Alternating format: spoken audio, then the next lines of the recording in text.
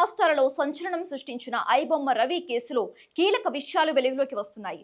ఇమ్మడి రవి కేసులో పోలీసులు విచారణలో పలు కీలక విషయాలని రాబట్టేందుకు ప్రయత్నాలు చేస్తున్నారు. కానీ రవి మాత్రం తెలియదు, గుర్తులేదు, మర్చిపోయానంటూ పోలీసులకు చుక్కలు చూపిస్తున్నారు. విచారణలో పోలీసులు అడుగుతున్న ప్రశ్నలకు రవి క్లారిటీ ఇవ్వకపోవడంతో అధికారులు కొంత ఇబ్బందులు ఎదుర్కొంటున్నట్లు తెలుస్తోంది.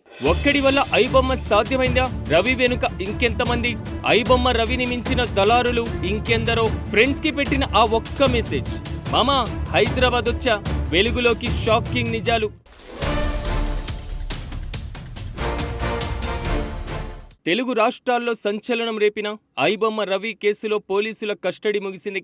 రవికి చెందిన బ్యాంక్ అకౌంట్లు, క్రెడిట్, డెబిట్ కార్డుల వివరాలతో పలు బ్యాంకులకు మెయిల్స్ను సిసిఎస్ పోలీసులు తనిఖీలు చేశారు. బ్యాంకులు అందించేటువంటి వివరాలతో మరికొన్ని ఆధారాలు సేకరించాలని పోలీసులు భావిస్తున్నారు. అయితే పోలీసుల విచారణలో రవి పొంతలనేని సమాధానాలు చెప్తున్నట్లుగా సమాచారం. సినిమాలను పైరసీ చేసేందుకు తనకు ఎవరూ సహకరించలేదని, ఒక్కడినే అంతా చేశానని రవి చెప్పినట్లుగా తెలిసిందే.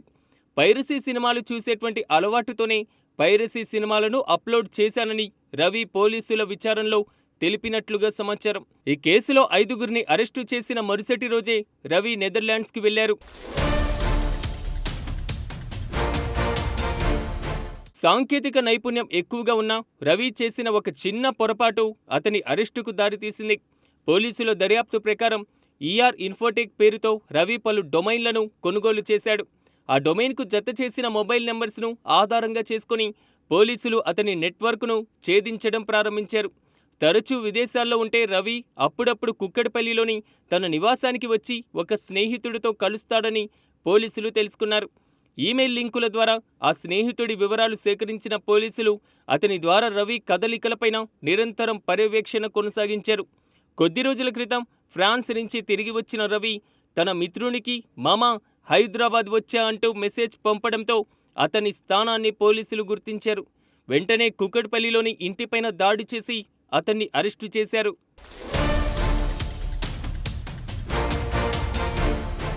ప్రస్తుతం రవి నిర్వహించిన పైరసీ వెబ్సైట్లు, వాటి ద్వారా వచ్చిన ఆదాయం, విదేశీ సర్వర్లు, సాంకేతిక బృందం, ఆర్థిక లావాదేవీలపైన పోలీసులు దృష్టి సారించారు. పైరసీ కార్యకలాపాల్లో భాగమై ఉండే ఇతర వ్యక్తుల వివరాలు వెలికితీయడానికి ప్రత్యేక బృందాలు ఏర్పాటు చేశారు.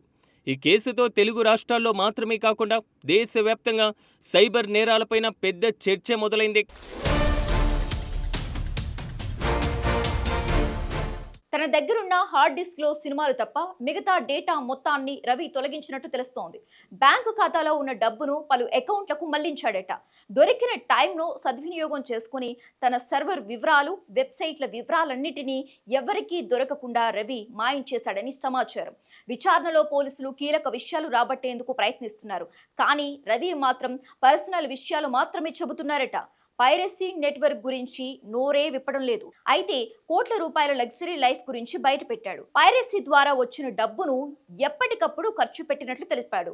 అయితే ప్రతి 15-20 రోజులకు ఒక్కో దేశం చెప్పన తిరిగాడు రవి.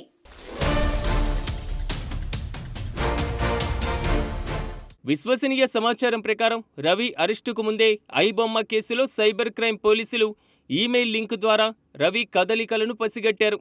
అతను ఈఆర్ ఇన్ఫోటెక్ కంపెనీ పేరుతో డొమైన్లు కొనుగోలు చేసినట్లుగా గుర్తించిన పోలీసులు అక్కడ లభించిన ఫోన్ నెంబర్ ఆధారంగా రవి ఎవరెవరితో మాట్లాడుతున్నారనే విషయాలపైన కూపీలాగారు. ఎక్కువగా విదేశాల్లో ఉండే రవి హైదరాబాద్ వచ్చినప్పుడు మాత్రం కుక్కడ్పల్లిలోని తన స్నేహితులను కలిసేవారని పోలీసులు గుర్తించారు. అతనితో మద్యం తాగేవారని తెలిసింది.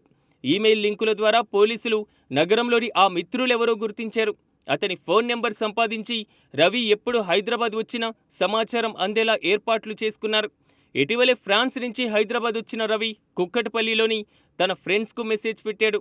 దీంతో పోలీసులు రంగంలోకి దిగి నేరుగా రవి ఇంటికి వెళ్లి అతనిని అదుపులోకి తీసుకున్నారు.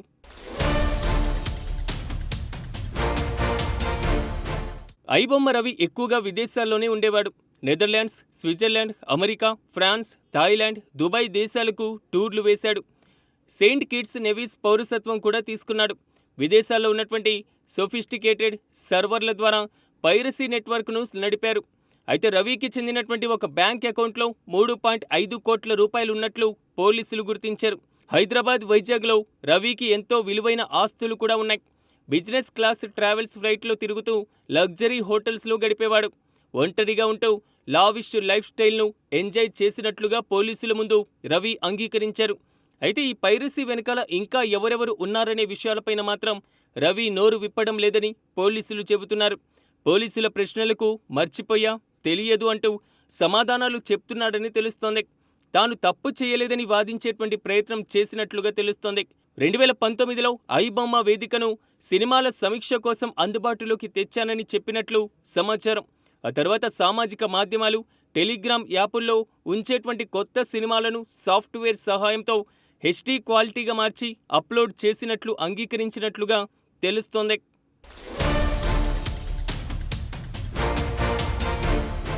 డబ్బే లోకంగా, విలాసమే జీవితంగా గడపాలని ఐబొమ్మ రవి భావించాడని పోలీసులు గుర్తించారు.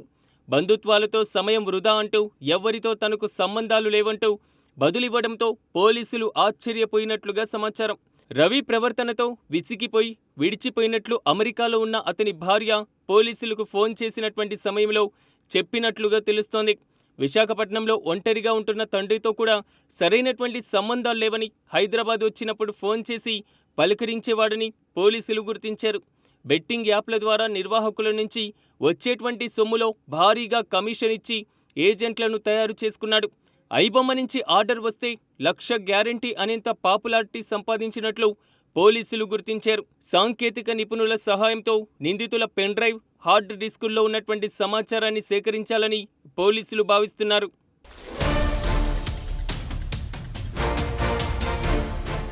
ఎథికల్ హ్యాకర్ల సహాయంతో నిందితుడి సర్వర్ ఐపీలను పోలీసులు గుర్తించినట్లుగా సమాచారం. నెదర్లాండ్, ఫ్రాన్స్, స్విట్జర్లాండ్లలో సర్వర్లు ఉపయోగించుకొని వెబ్సైట్లో సినిమాలు అప్లోడ్ చేస్తున్నట్లు పోలీసులు నిర్ధారణకు వచ్చారు.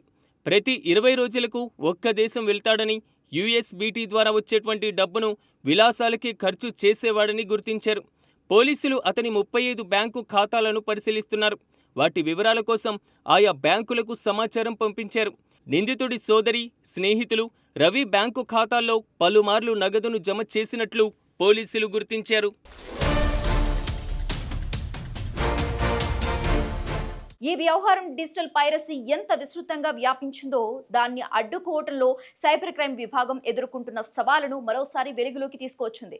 మొత్తంగా ఇమ్మడి రవి వ్యవహారం ప్రస్తుతం ఇటు మూవీ ఇండస్ట్రీలో, పోలీస్ శాఖలో కూడా పెద్ద తలనొప్పిగా మారింది. మరోవైపు రవి పోలీస్ కస్టడీ ముగిసింది. అతను ఎలాంటి విషయాలు చెప్పకపోవడంతో పోలీసులు అతడిని మరోసారి కస్టడీకి కోరే అవకాశం ఉంది.